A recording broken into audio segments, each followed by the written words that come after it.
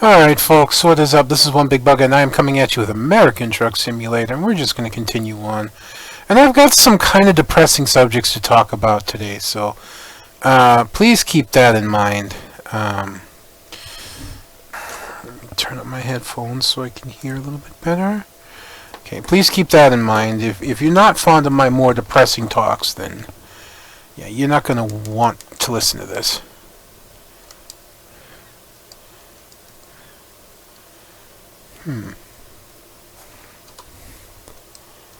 There it is.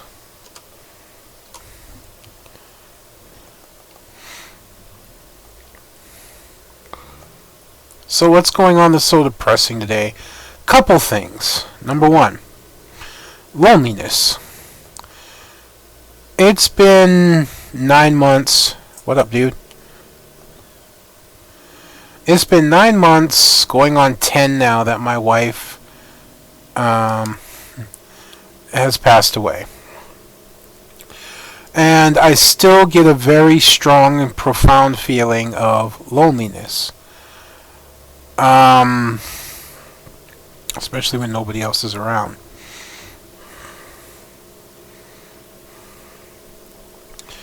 You may say, well, of course when nobody's around, you're going to feel lonely. No, let me explain. When I say that I feel lonely when nobody else is around, right now, in my house, where I live, with my mother-in-law, my sister-in-law, brother-in-law, and niece, nobody else is home. I'm recording this at 3:30 in the morning. Normally I would be talking like this, nice and quiet, trying to keep things down, not trying to be too loud. But no, I'm talking in my normal voice, however I want. Why is that? Because nobody's here. Why is nobody here? Well, there was a really bad storm today. I mean, heavy, heavy rains, extreme thunder and lightning. What I mean by extreme, loud and damn near constant at times. I mean, just as the thunder would finally subside and stop rolling, another lightning bolt would crack across the sky and another thunder roll would start right up. It almost didn't stop for a while. There were like very, very brief pauses in between thunder strikes. Actually, I don't want to be in this lane yet.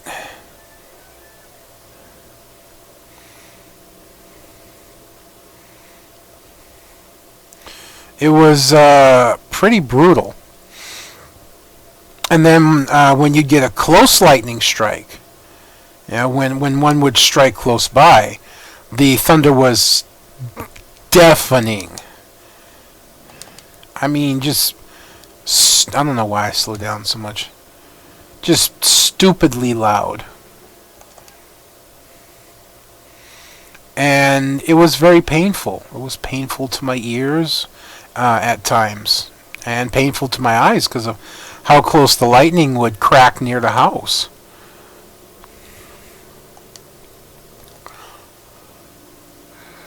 And my mother-in-law, what does this have to do with no one being home? My mother-in-law does not drive very well in the rain. And she doesn't drive very well in the dark. Well, taking my niece to baseball practice downtown means she drives home in the dark. And it was pouring rain out. And it was pouring rain so bad that streets were starting to flood. I was very, very, very worried about my mother-in-law driving home, especially with my niece. So I did the only thing I could think of. I called my sister-in-law and I said, hey, look, I'm really worried about your mom driving home. You guys are getting bad weather down there, right? She goes, yeah, thunderstorms and rain and, was it flooding yet? I said, no. She says, oh, it may flood. And I said, yeah, exactly. So I'm really concerned about your mother-in-law coming home. And she says, well, what can I do? What can we do, her and her husband, my brother-in-law? And after I finished counting to 10, I said, simple, you guys are down at work. You're already halfway down. It'll only take you about 15-20 minutes, even in this weather, to get to where they are. do me a favor. Do all of us a favor, actually. Drive down there. One of you stay, or wait till everything's done. I don't know why. It wasn't raining for the longest time downtown. It was dry downtown, but pouring up here. And I said, and drive her back. One of you drive your car, one of you drive my car, and drive them back. I'm like, oh yeah, well, yeah, I suppose we can do that. I'm like, this is your mother. You're gonna let her drive back in extreme conditions when she already doesn't do good when it's calm and dark out? Anyways. So they agree to drive down and then come back. Well, the next thing I know, I get a phone call and I see wireless caller. Huh. Okay. I kind of guessed that was my mother-in-law saying that they were going to be on the way because nobody else would call.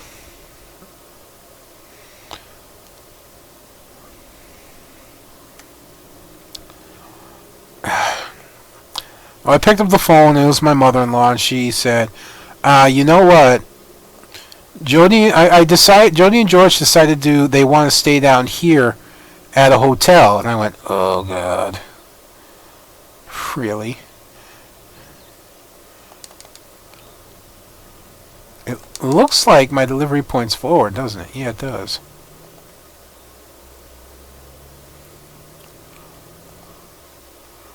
Oh, whatever.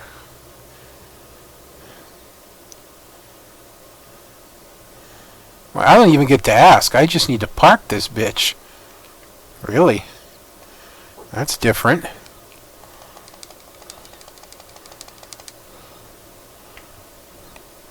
This is very different indeed.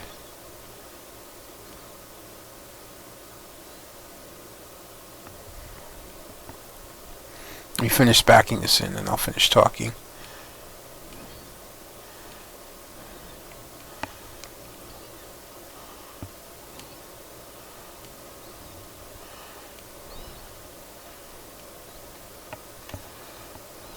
And there we go. Awesome. And we leveled up. Neat. We got our long distance and everything else. Now we're just going to start in that fuel economy. Alright.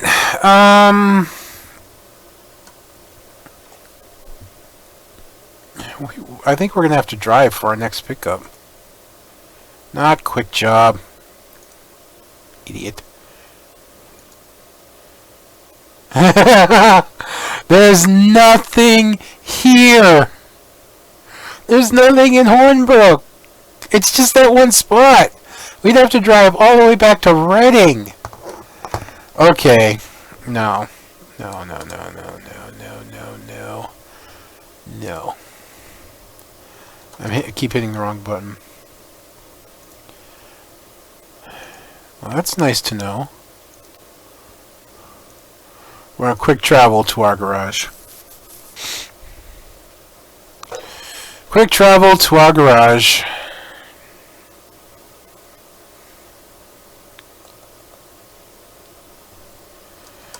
In Bakersfield.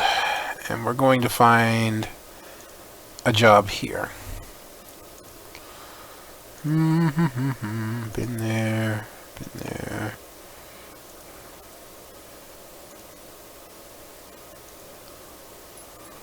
Oh, whoops. Oops, oops, oops, oops, oops, oops. We haven't been there. That's close to El Centro.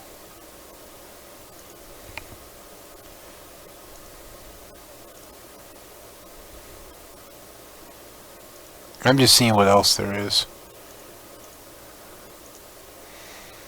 You know, I know it's not the most paying at only 7,000. It's not a long run either. It's only 398. And considering our stamina right now, I think this will be just fine.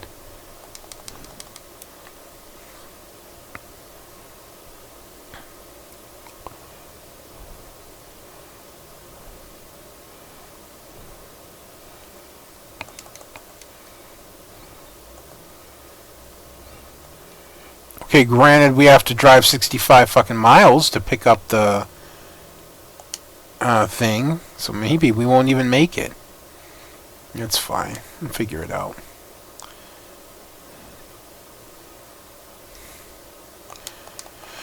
Anyways, I get the call from my mother-in-law, and she tells me that they want to stay at the hotel.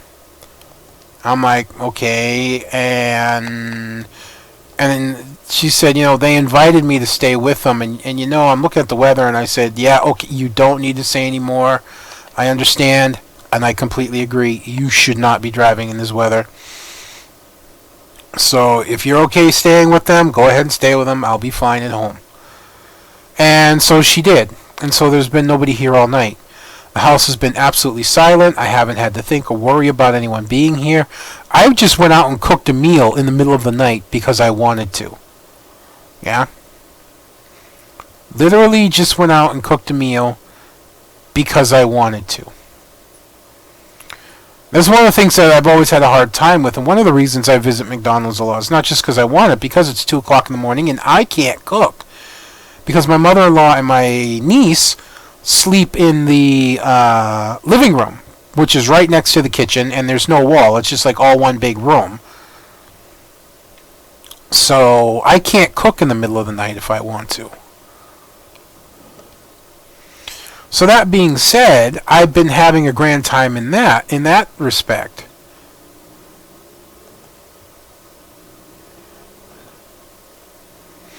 Unfortunately, the drawback is nobody... Oh, you got a trailer too. I wasn't even looking.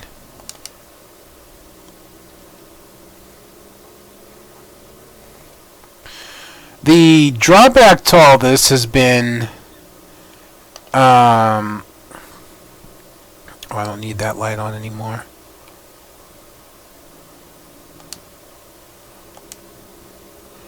Are you going to slow down enough for me to do that? Just because he may pull off the highway up here, and if he does, I want to be ahead of him. So...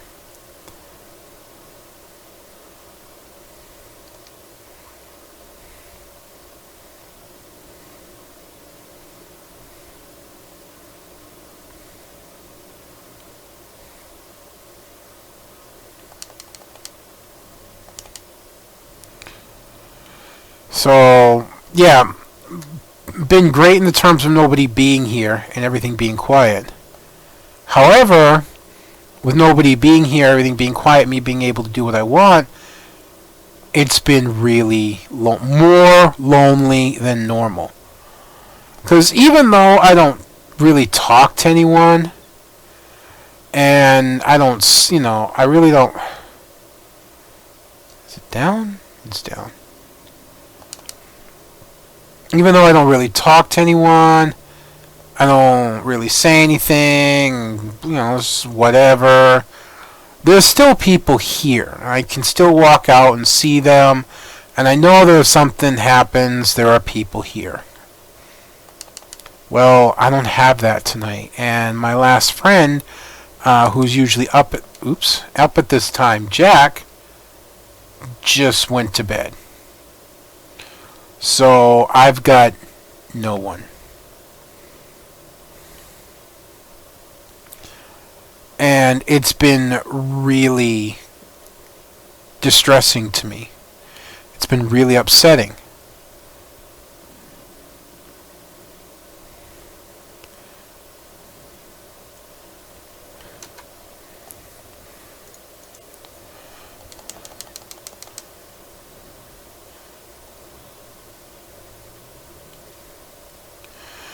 And I haven't been sure what to do.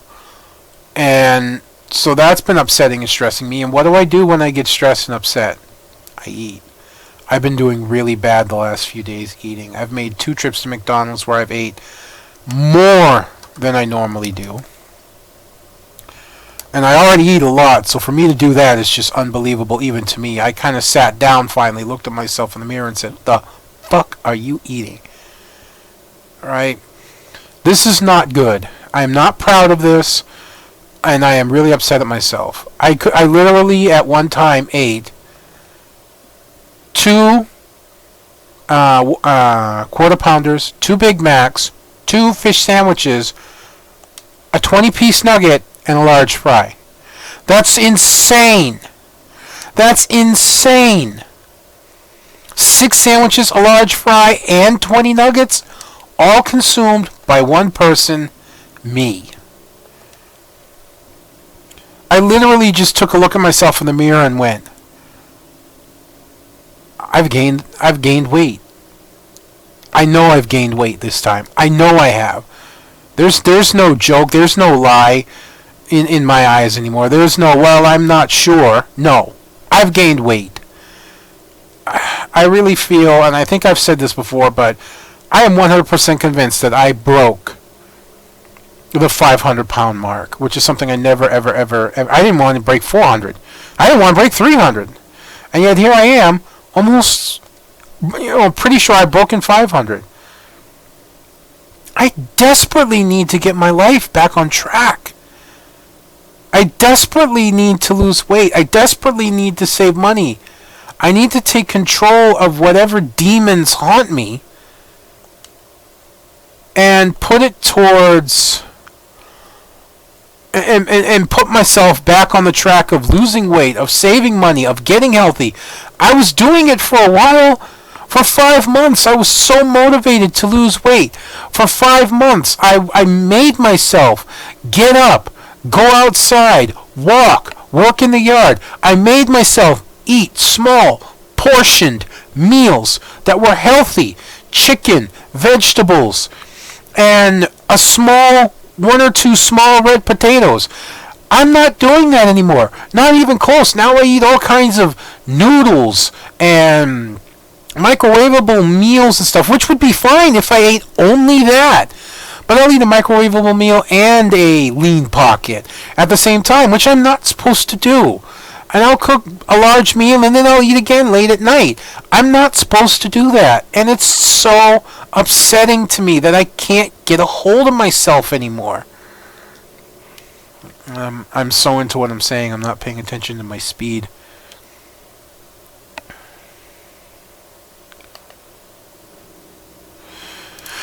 I just, and I start getting into that vicious cycle, and it is a cycle, alright? Food is my comfort, period.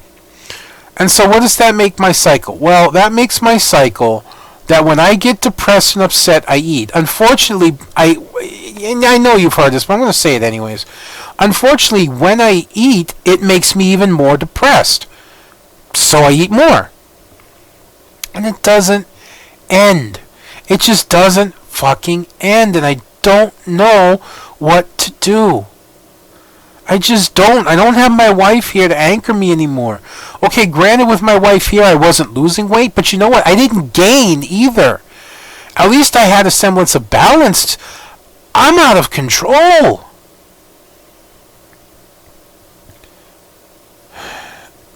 I'm just so upset. I don't know what to do.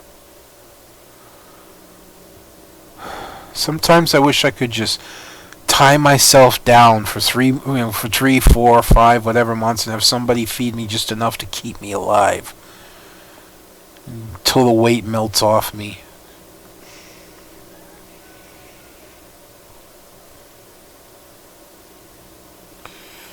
Because if I don't get control of myself soon, I'm going to go the way my wife did.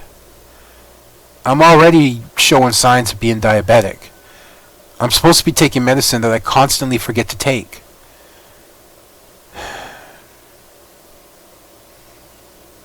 I drink sodas still. Not many. I might drink 1 or 2 a day, usually at most, but I'm not even supposed to drink 1.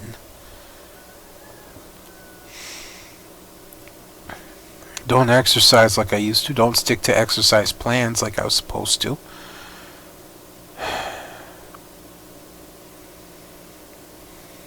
I don't know what happened to me that I lost all that motivation from the first 5 months. I just don't know.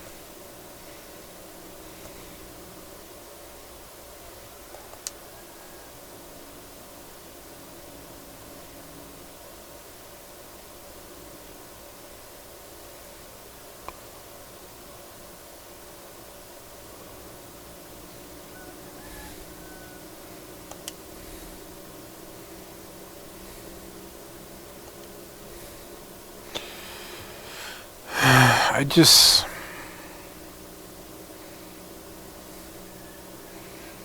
My body's gonna start failing me. And I'm gonna slowly die. I'm not gonna reach an old age. I'm not gonna have to worry about it. I need to put my foot down, and I don't know how.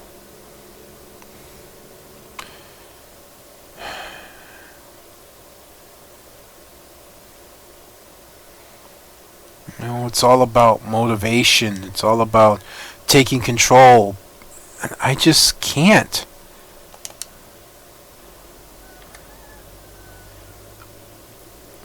There's got to be something wrong in my head that doesn't allow me to.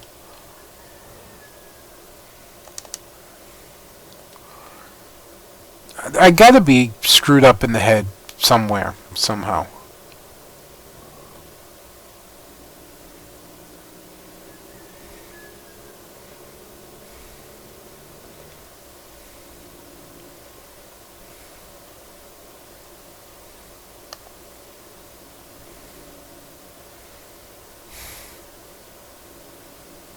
I just wish I knew how. I just wish I could figure out how to fix it.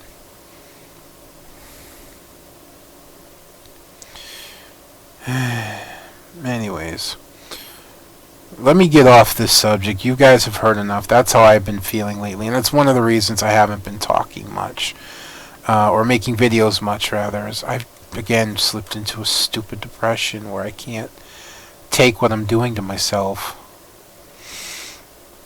Now, the other side of all of this is try and get on. See, I'm already losing track of what the fuck I was saying.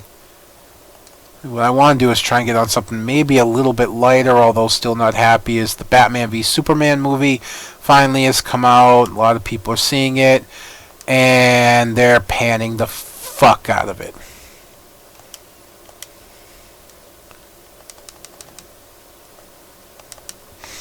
And at first, I just wanted to say, oh, it's just critics being critics. You know, a lot of critics don't actually mean much to me. They could say a movie sucks, and I'll still go and see it and like it. You know, I liked After Earth. Sorry, I did.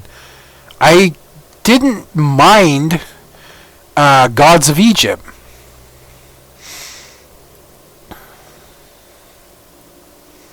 I actually kind of liked it. It wasn't a great movie, but it was a good movie. It was a really good movie.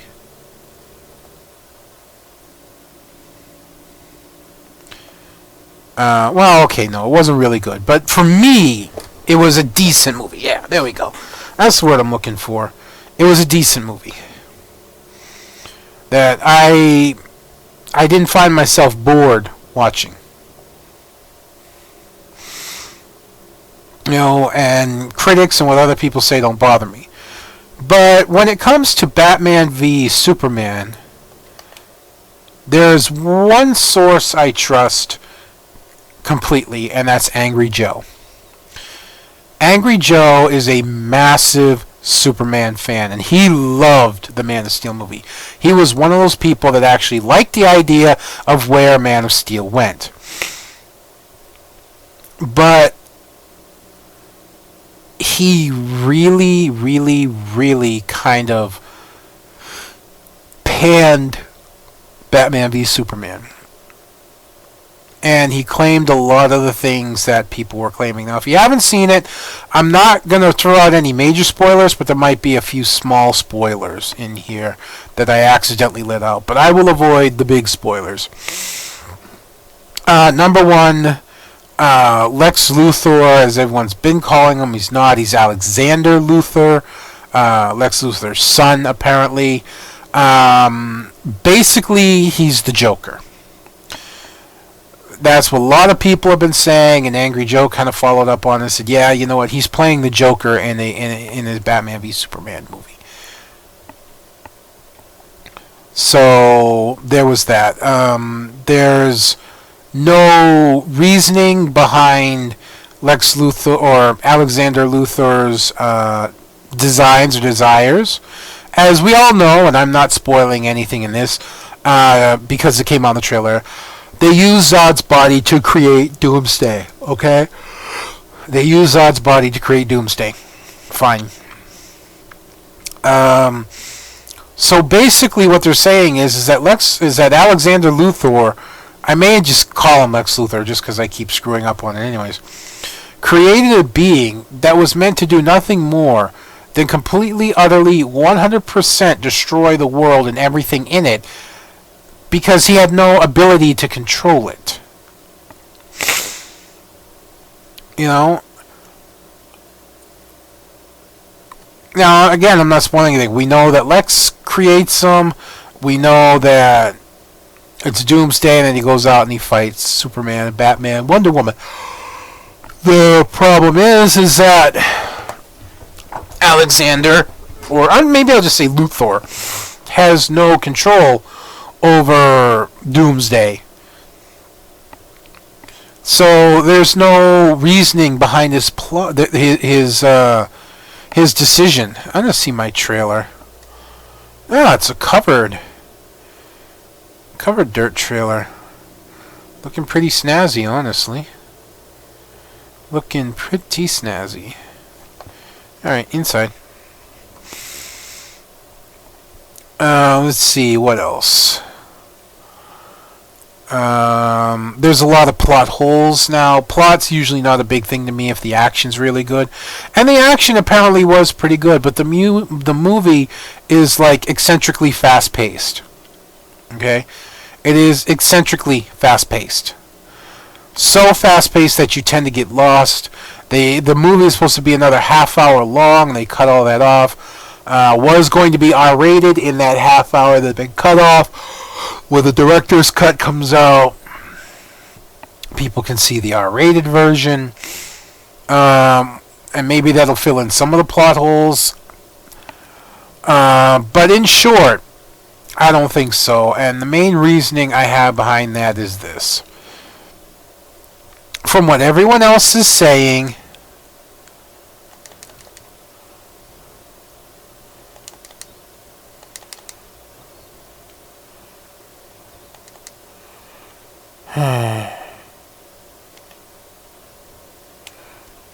how did I know that was going to happen?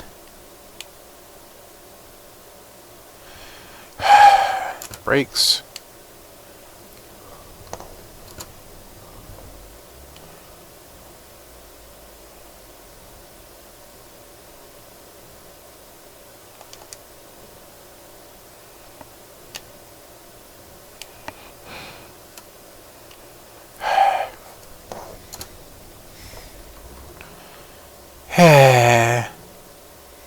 Well, it doesn't matter anymore.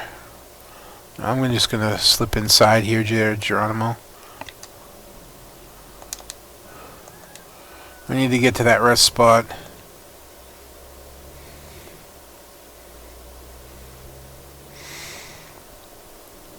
So, the reason I think that half hour is not going to help is because they've tried to cram too much into this movie at once. A lot of people are saying, and then again, this really doesn't spoil anything, but it could give a hint, which could end up being a spoiler, is that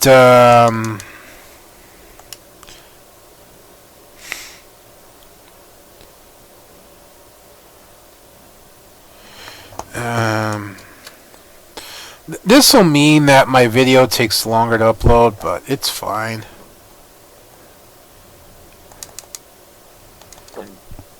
Just because I want to finish what I'm talking about.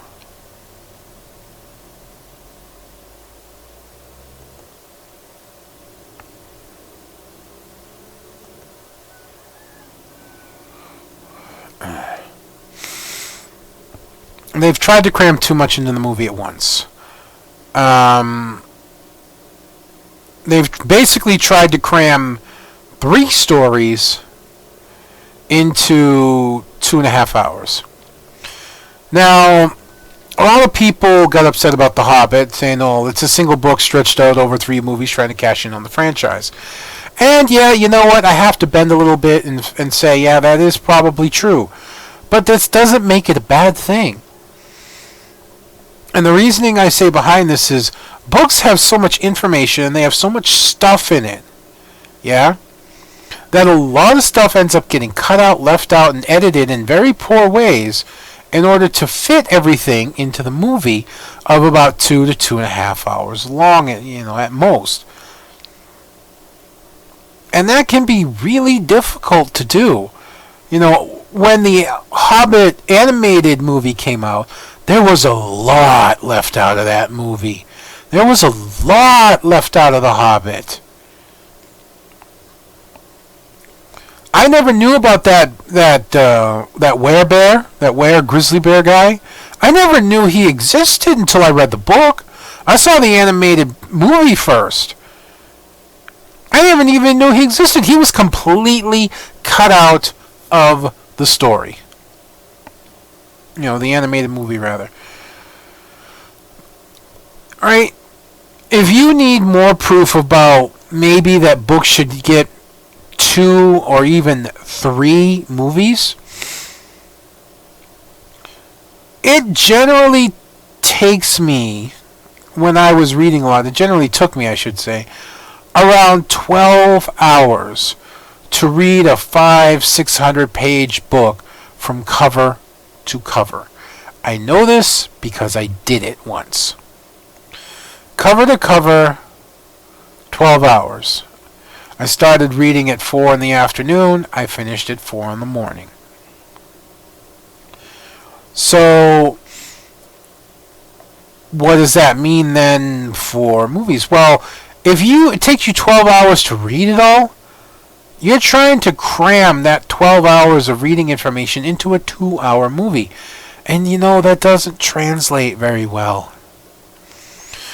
One book can easily fill 2 or 3 movies if you take everything that's in the book and fill it out in detail into the movie. Okay? So that's why I had no problems whatsoever with the Hobbit trilogy.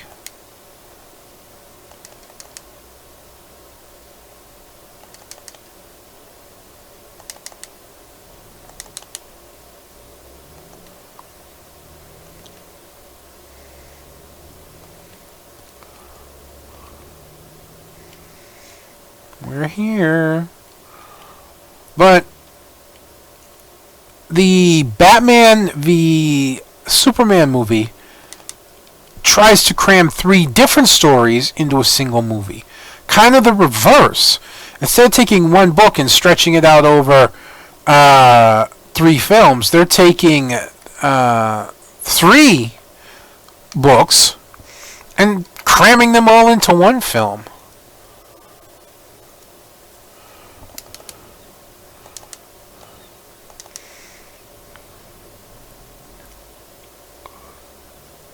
And that is just ludicrous in my eyes, okay?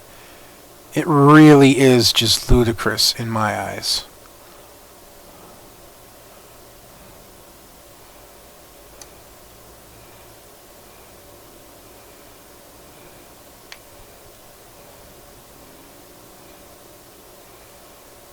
Alright, where is it? Okay. We've actually backed into this kind before. I remember.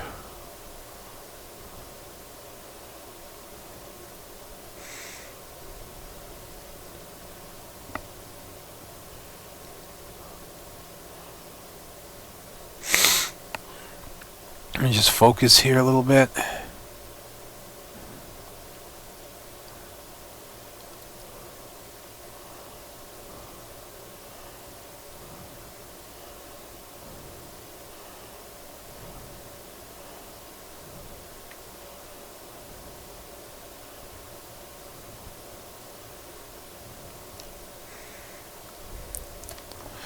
Woohoo! Good enough. Oh, we've driven 10,000 miles. Nice. We're going to pick up from here, El Centro. And... okay. It's right here. Right? No? Huh. Well, I'm just gonna pull up and out. Or maybe it's just not showing me because I'm already here. That's gotta be it. And if it is, I'm just gonna hook up to the trailer. This has gotta be it. Yeah, there you go. That's it.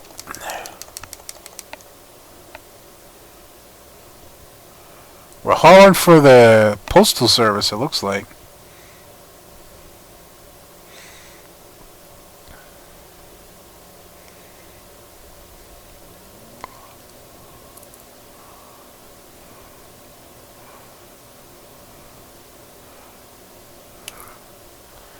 Sure, that didn't use up a lot of unnecessary fuel. Alright. So, alright, yes, new upgrades. Thank you, we know, we appreciate it. Goodbye.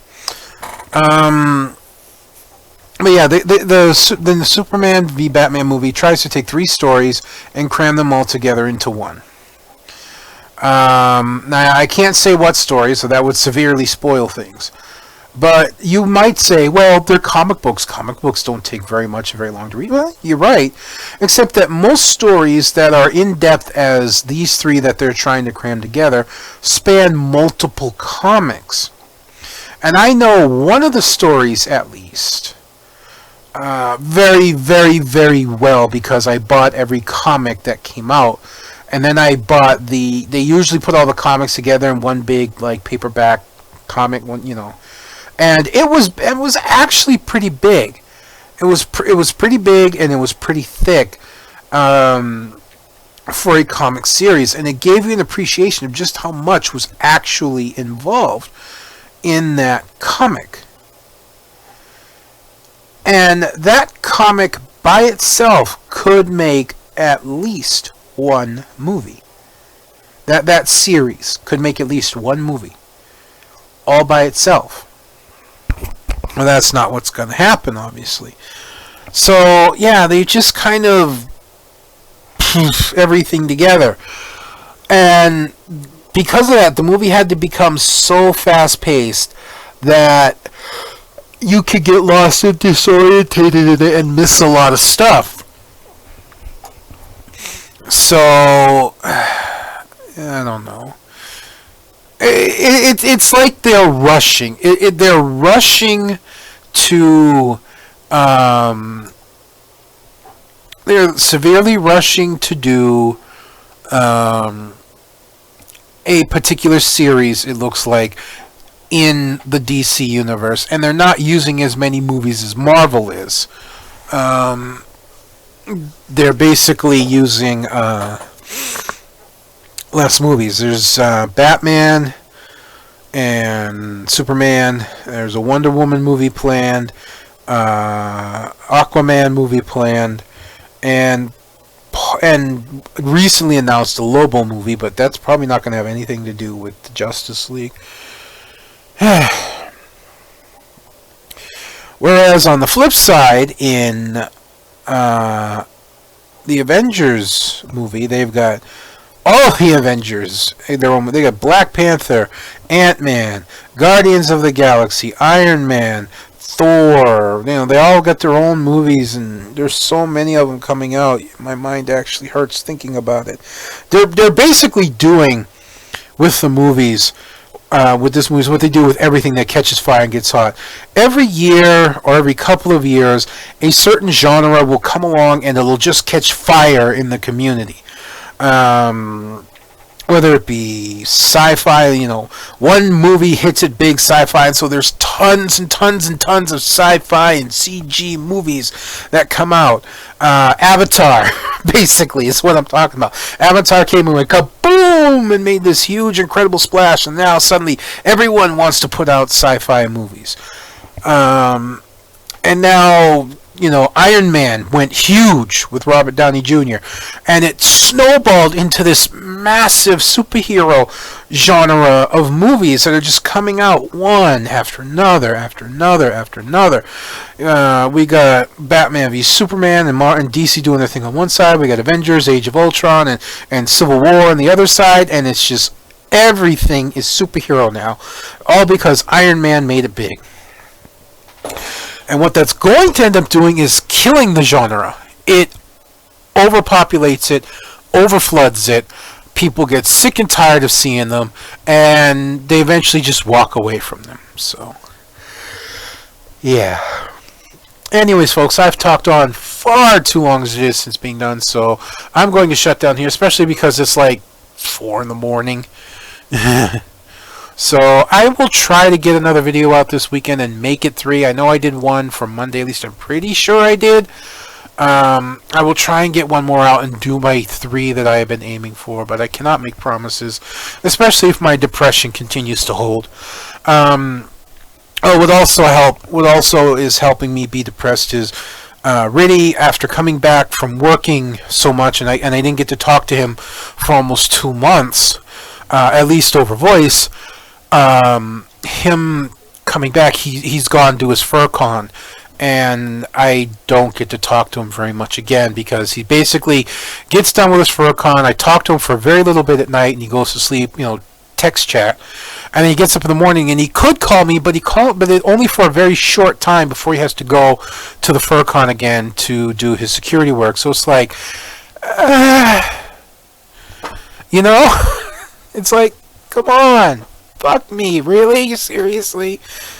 So, yeah, that's what's going on as well. I don't have Rudy to talk to, and that usually helps cheer me up. So, take it as you will. That's going to be me done for this episode, folks. I hope you've enjoyed watching this as much as I've been enjoying bringing it to you. Until next time, this is going to be One Big Bugga. I'm going to be signing out. I'll see you then.